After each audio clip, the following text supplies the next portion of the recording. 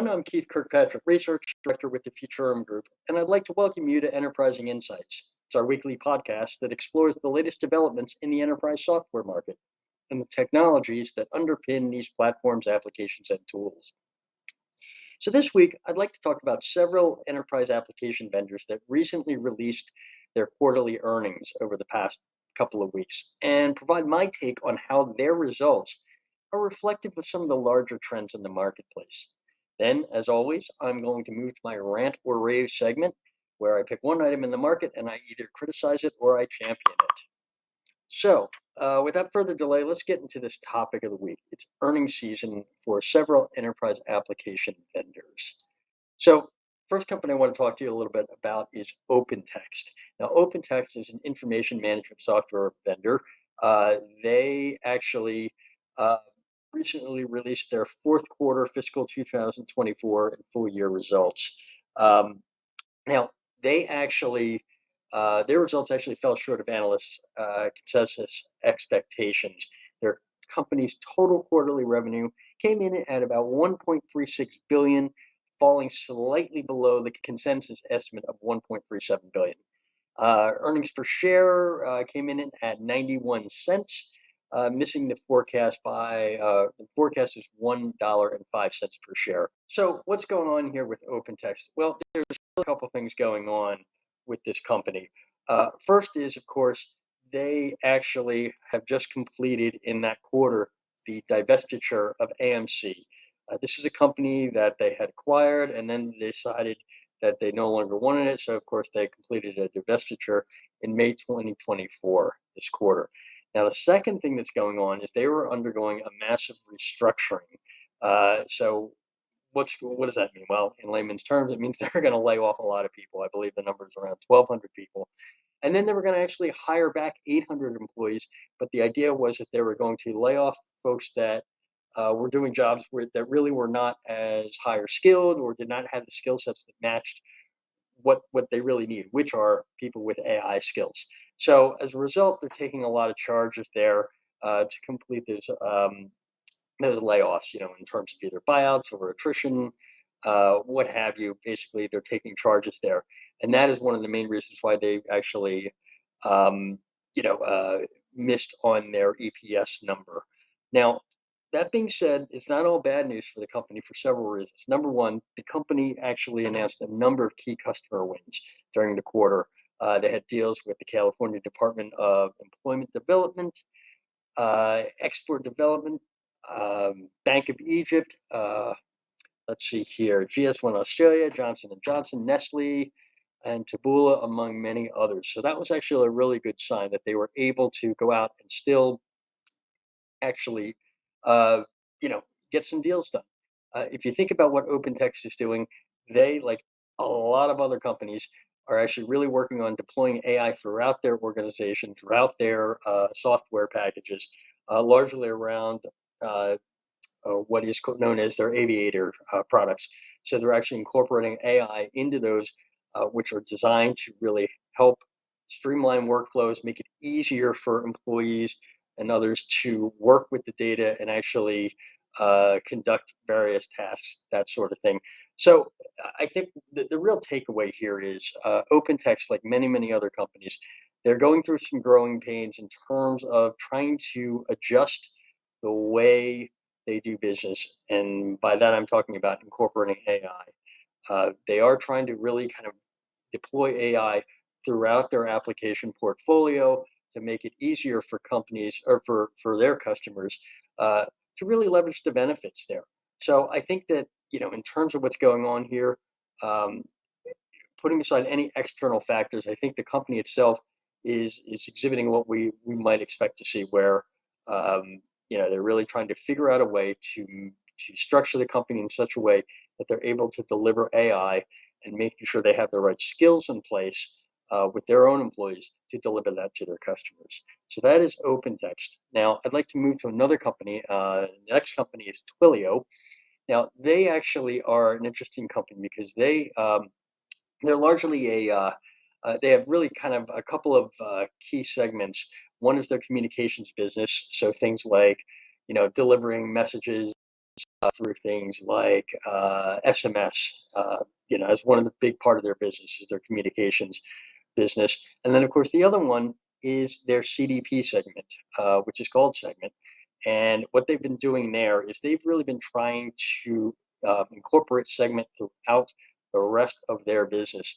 And why is that? Because as a CDP, that is where they hold all of this company data that really is important in making sure that when you're deploying artificial intelligence or trying to deliver messaging through text and that sort of thing, that it's relevant and timely. That is the real value that that company has in terms of delivering strong customer engagement.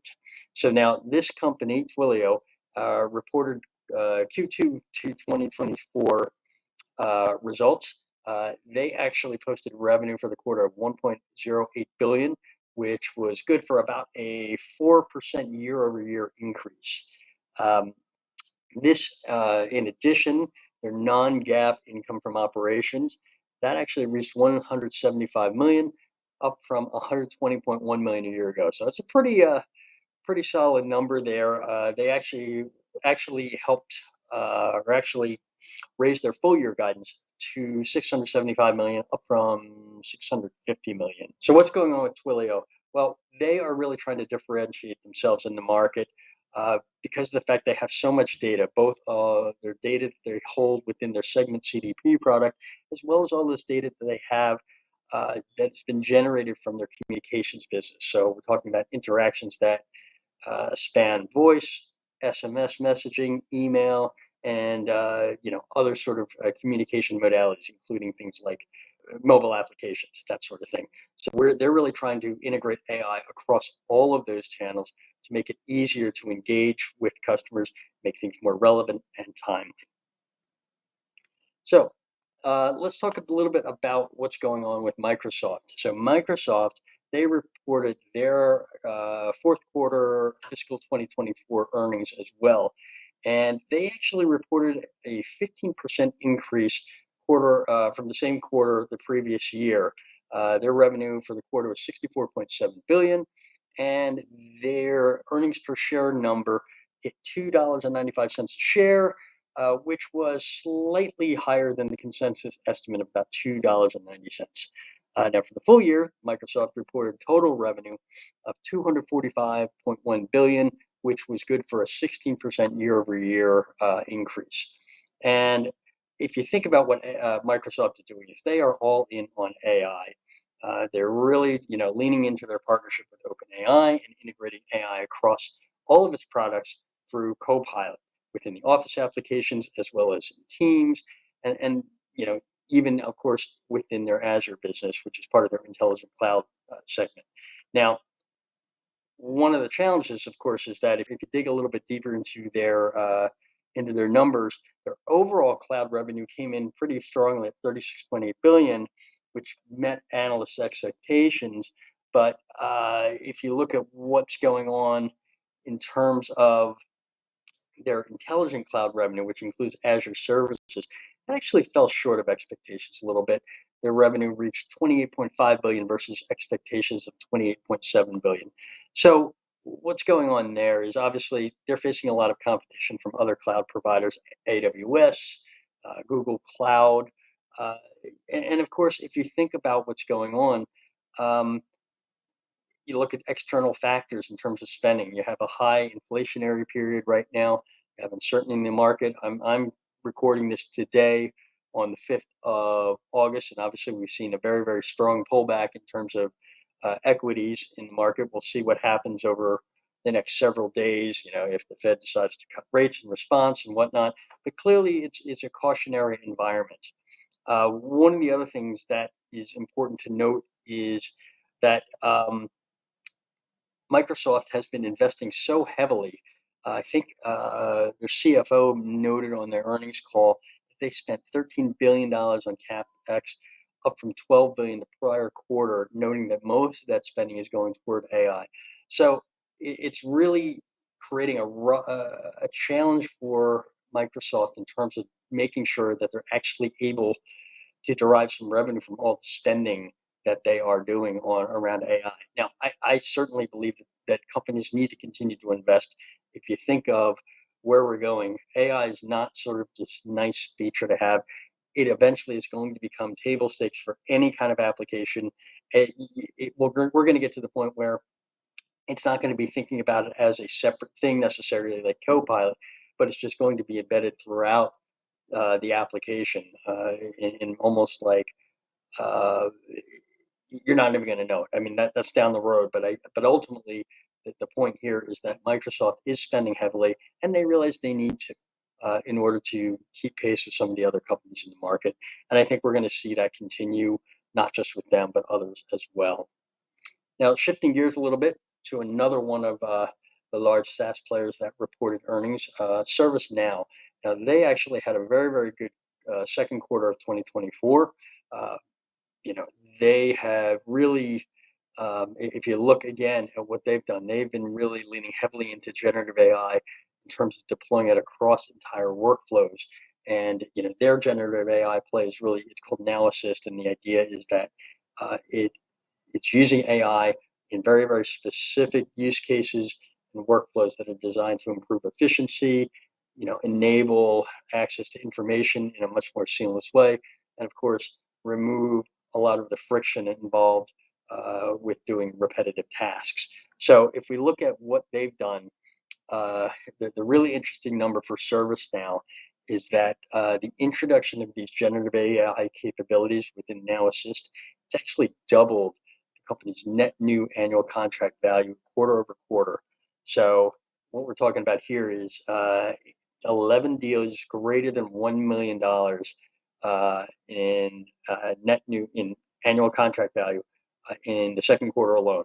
That's really, really impressive. That's showing that companies are actually starting to buy based on the promise of the incorporation of AI within software. I think it's going to be really interesting to see how this plays out long term in terms of, again, being able to promise AI as a real differentiator, and seeing where that leads eventually. Where, as I said, I believe we're going to get to the point where generative AI is just going to be sort of par for the course. Now, of course, the devil is in the details. How well do your models work? Which use cases are you actually trying to implement? And then, of course, what it really comes down to is the data that a particular company has, and how well do they actually execute on linking the model to the right data sets and making sure that there are guardrails in place so it doesn't hallucinate, all of that kind of stuff. But I think the ServiceNow earnings demonstrate that the message is getting through to customers or potential customers that generative AI can deliver value, and it's what they're looking for in terms of their large SaaS platforms. Also like to talk about Google or Alphabet, which is the parent company. They announced the second quarter results, 14% year-over-year growth to reach $84.7 billion in revenue. They were particularly strong in search and cloud, and I believe the Google Cloud segment surpassed $10 billion in quarterly revenue for the first time and achieved $1 billion in operating profit. Now, of course, if we think about what's going on here with Google and AI, all of that kind of stuff, it really is all about leveraging generative AI or AI in general to improve the services that they have. Obviously, AI is being used to improve search. It's being used to improve advertising, obviously, which falls into that search category, to make search more effective, more relevant, more timely. It obviously impacts the quality of ad placement algorithms. So it's clear that it is being used on that front. It's also being used, to deliver other services within Alphabet's portfolio. Certainly using AI to make it easier to use their productivity packages, being used within their meat product. All of these things, all these algorithms and refinement of these algorithms is done to improve engagement, which of course, increases the amount of activity and usage of the product, which is what everyone wants. So it's clear that it has been a force for driving revenue, even if organizations themselves haven't fully realized all of these benefits just yet. They're certainly banking on it and certainly are choosing the products that they believe have the capability to deliver AI and its benefits over time. It might not be right away, but they certainly are banking on the fact that these large platforms are able to do that. Now, part of it, of course, is if you think about a Google or a Microsoft or a ServiceNow or whomever, part of what you're buying is the fact that they are so large, they are going to have that momentum. So as investments are made in the technology, if they don't work as they should, they're going to be able to refine that over time. And of course, by having such a large base, they're obviously collecting a lot of data that is being used to refine those processes to help make those algorithms work more effectively. So I think that's kind of the key takeaway here is when we think about earnings and everything like that and how AI plays into it, it's really about, again, I see it as customers out there are realizing that AI is not going away. They want their platform to be moving ahead, incorporating new features, incorporating new functionality. They, again, may not be necessarily generating a lot of ROI yet because you might be still in pilot, you might be in sort of a more limited deployment, but they certainly are reaching out and looking to these large players to provide them with these tools to get them on the road to really recognizing some sort of ROI down the line. So with that, I want to move to another topic, and this is my Rant or Rave segment, which I do every week. I actually have a rave this week. So I want to talk about Atlassian, which just announced a little bit of news through a letter. It was actually a shareholder letter that they released, and basically what they've said is that they've obviously have a stated goal of moving all their customers to the cloud. Why? Because obviously it's more profitable for vendors to deliver services in the cloud. It's easier to do updates, easier to do maintenance, all of that kind of stuff. We certainly know all the reasons for that. But the interesting thing is that they've kind of acknowledged that this cloud-first approach that they had used with smaller customers, that's great, and that seemed to work pretty well. But for larger customers, that wasn't necessarily realistic for these large on-prem customers that had a much more complex or integrated instances of their software.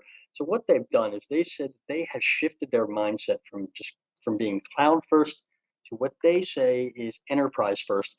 And what does that entail? Well, that means that they will be working with their customers to move to the cloud over a multi-year period instead of sort of a quick lift and shift. And some of them may actually want to using a hybrid approach of having some resources on-prem and some in the cloud. And the idea is that they want to be able to provide their customers with the option to kind of do this over time. And to me, that's really two things. One, it is more realistic in terms of large enterprises that just the level of complexity and expense to do a complete lift and shift in one motion just may not be realistic. And the other thing it does is it shows that they're being very customer centric in terms of acknowledging the challenges that their customers have and are basically readjusting their messaging to support their customers, which I think is it's a novel approach, and I think it's one that should be applauded in the market, given that a move to the cloud is not simple. It's not just like flipping a switch for a large organization. So for this, I would like to give that a rave. All right. Well, with that, I want to just say thank you, everyone, for tuning in to Enterprising Insights. I'll be back again soon with another episode focused on the happenings within the enterprise application market. So be sure to subscribe, rate, and review this podcast on your preferred platform, and I'll see you next time.